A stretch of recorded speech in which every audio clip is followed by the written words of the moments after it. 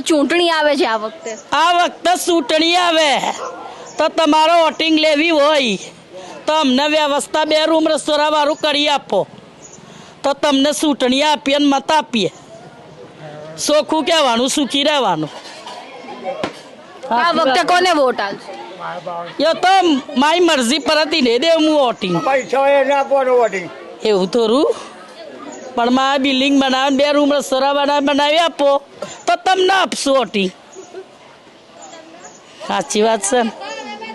તો છેલ્લા 20 વર્ષથી તો બનાવ્યું નથી તો શું કરો બનાવશી તો ખરી ને કોક તો બનાવશે ને માયના લાલ કોણ બનાવે આ તું અમે મા એક લઈને આવી તો તું બનાવજે તમે બનાવી આપજો અમે સરકારમાં નહીં ને બેન અમે તો સરકારને રજૂઆત તમારા દ્વારા એ રજૂઆત પહોંચાડશે તો ભલે પોક તું